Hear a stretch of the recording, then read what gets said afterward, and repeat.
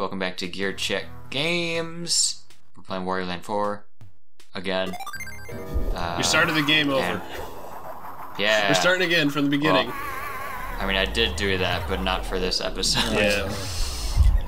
So this is... Yeah, this is the last stage of the Topaz package. Topaz package. And how nicely packaged it was. Yeah. This is another one of those like levels that has swanky ass music. Well, and with it where they taunt you with Keezer right at the beginning. Oh yeah. Well, yeah, and they give you this little tutorial room on how the domino mechanic works. Yeah. This is how they work, dummy. So if you didn't, if you couldn't figure it out already, the gimmick of this level is that you enter a room and activate this little like domino falling sequence, and you gotta race it to the end. And if you beat it, then it unlocks something for you. If you don't, then you just have to continue without this is getting like the treasure or whatever. This is like as ridiculous as all the silly plots that Yu-Gi-Oh had to go through to like save people. It's like, oh, this spinning saw blade will send you to the Shadow Realm. You gotta beat me. The Shadow Realm. Yeah, watching... If you grew up with like 4Kids dubbed anime, watching the original could be a trip. Yeah. I've been watching a lot of Pokemon lately, and that is one of the lesser examples of their edits. Dan, as a One Piece fan, you ought to be able to attest to this. Ah, yes. Classic Sanji and his lollipop. He just really likes sugar, guys. I was always a fan of Zolo, personally. Yeah. Isn't there like an episode where a guy is supposed to be like bleeding out of his nose, but they turn it into spit? I don't know. There was a part where, I mean, kind of a spoiler, but you'll probably forget about it by the time you get to that episode, where Luffy has to defeat a guy, and the thing that ends up being like the thing that lets him defeat him is that he was like, he used the blood all over his arms, and 4Kids turned that into sweat instead. You know, I'm not allowed to have blood in my children's Japanese cartoons. Well, I mean, I know 4Kids was all about like making stuff their own with their edits. I mean, but at a certain point, you have to wonder like, how much work are you willing to do? Like, is it even worth it to like adapt this show if you're gonna have to do that much work to make it child friendly? Yeah, it's like at that point, it's just like another. It's not true to the original work at all. Also, the whole thing about making something your own when you're just adapting someone else's work is kind of just flawed from the get-go. Yeah. Yeah. I mean, it was a different time, like, you know, not justifying it or anything, but there wasn't like a formula for how to like market anime in the West correctly, quote unquote. Hey, they paid for those plagiarism rights. They have every right. They're well within all legality to do that. The thing that annoyed me, as I probably mentioned in our Pokemon Red playthrough, was that not only would they like drastically alter the dialogue and motivations and themes of the shows that they adapted, but they would also not only dub, they removed the original music from a lot of the shows and replaced it with their own music. I barely made that one. So that they could sell the they could sell the show because like with Pokemon, I know that like other countries get their dub like through the English dub, and by adding original music, they can like charge more or like get more of a profit from it. It's like we already did all this work. Yeah, all you have to do they is did that with One Piece as well. Yep, to an extent. Well, yeah, I think stuff like Sonic X, by that point, they weren't keeping any of the original music.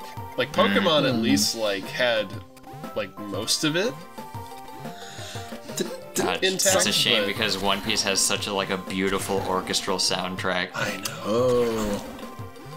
So is it kind of like a lot of other, like, big mainstream animes, like, they go ham on the soundtrack? Kind of, yeah. Well, if it's anything like Pokemon, expect your awesome orchestral music to be replaced by just kind of cheap synthy stuff. Aww. Even in the movies. A Sony keyboard. Wario's just thinking to himself, boy, am I glad I never had an anime. This Domino The closest World... we've gotten to a Wario anime was the Wario Land Shake It for the Wii. Yeah. Well, yes, but thankfully by that point it wasn't 2001 anymore. True. This entire episode is brought to you by our disdain for 4Kids. Well, don't worry, they can't hurt us anymore.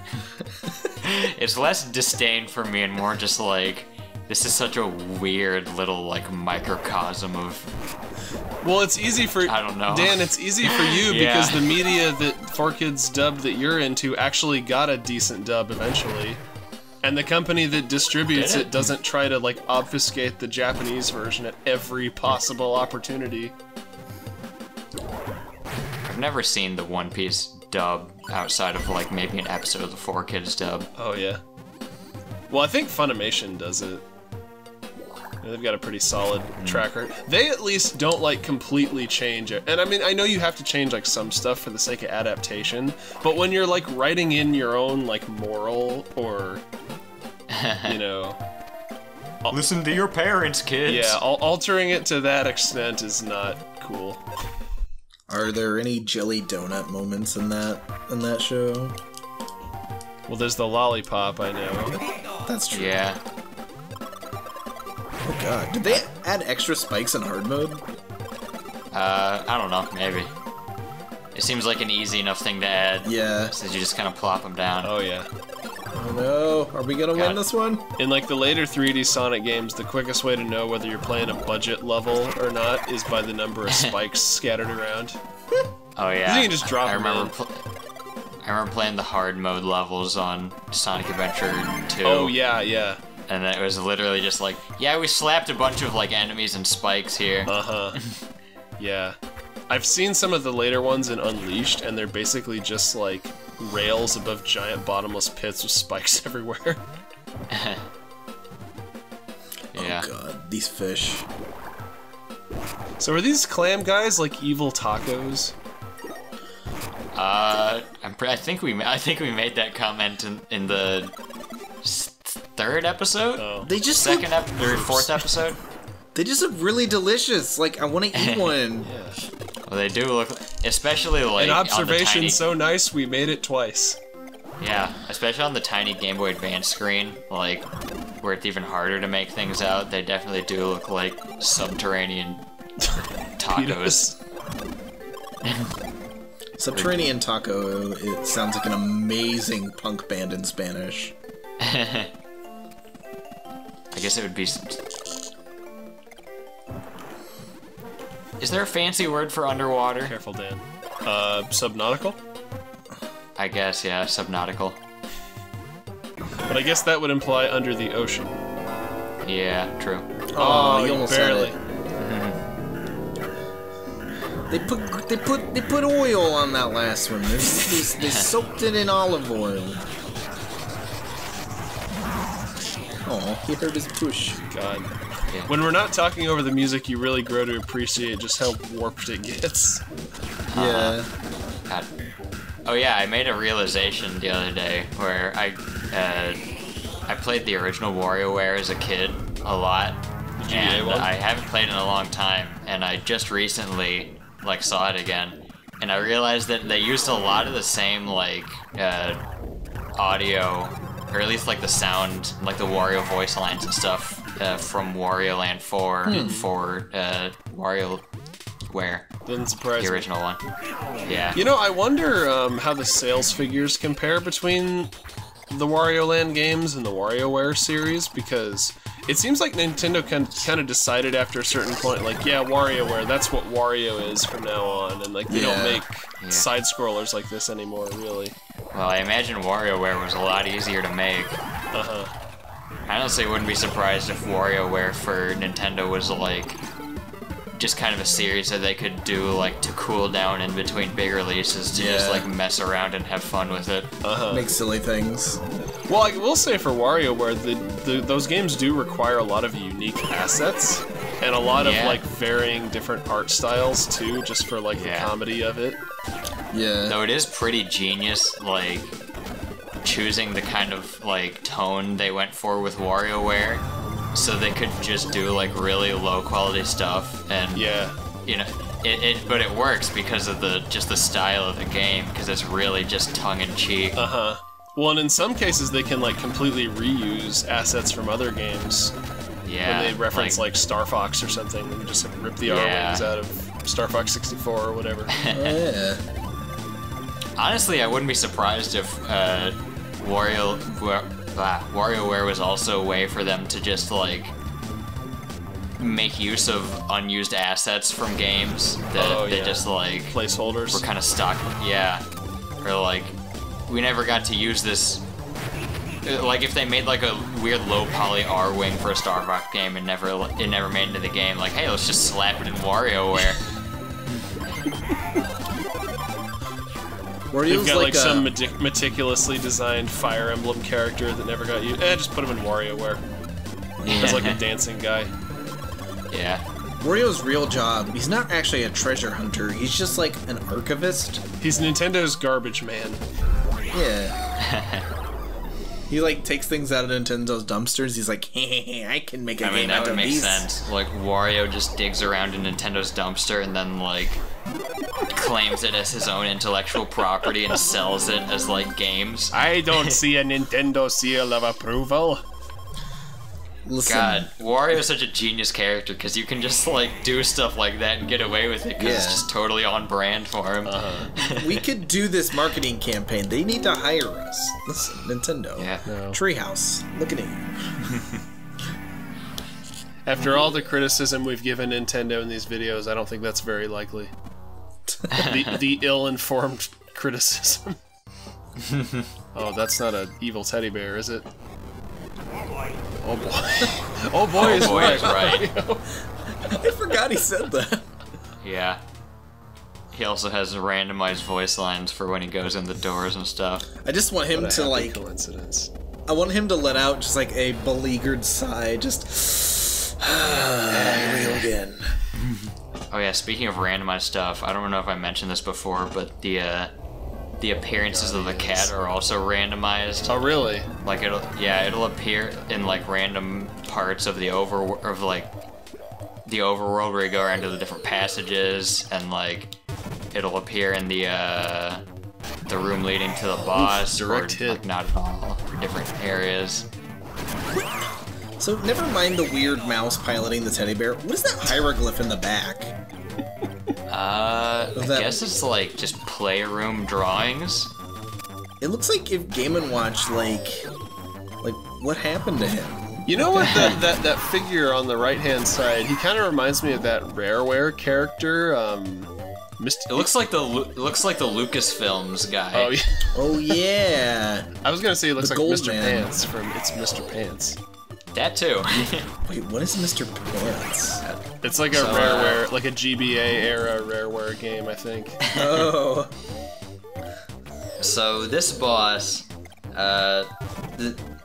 so in this game there are two different like elements of difficulty with the bosses. There's surviving, like beating the boss and surviving without getting killed, and doing it within the time limit. And different bosses are kind of made to kind of sway more or less on one side or the other. Like some are more balanced, like the plant boss. And I think the Cuckoo Condor is more geared towards like making it hard to survive. Yeah. This guy is entirely geared towards just like wasting your time, and the challenge being beat him before you run out of time. That's what it looks like. So it sounds like it's really hard to keep all three treasure boxes for this like guy. he can't even hurt you except if those like slow parachuting guys land on you. Yeah. He's like that I guess one. if they hit the ground, they'll start hopping around. But he's like the 13th Colossus. Or the one with the balloons on his belly. Oh yeah. The one that I feel really bad about killing every time. Well, yeah, his death cutscene is just so like it's one of the ones where you really feel his pain. Yeah. I'm sure we'll be seeing a similarly emotional death cutscene for this boss. Yeah, totally. Uh-oh. Hurry up! Hurry up! Yeah. Oh, give me that sick necklace, dude. Please tell me he puts on all this weird jewelry at the end of the game. We'll just have to wait till the end in lieu of his normal outfit.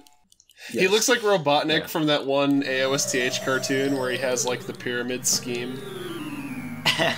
The pyramid scheme. I think it's called Robotnik's pyramid scheme. All right.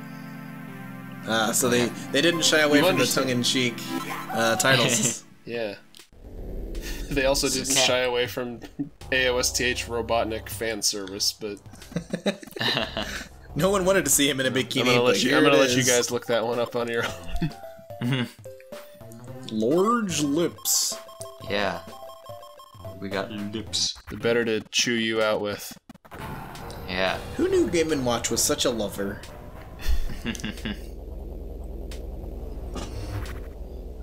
Alright, what is this thing gonna do to this?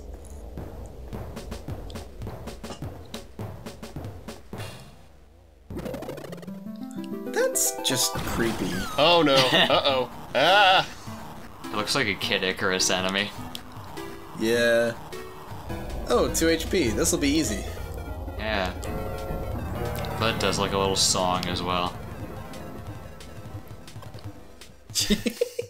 Or will it? He's scared. What are you gonna do, Wario? You gonna... Oh no! Even that doesn't hurt you, it just wastes your time. Oh, I guess he learned his lesson. Ends it with Darumaka Wario. So cute.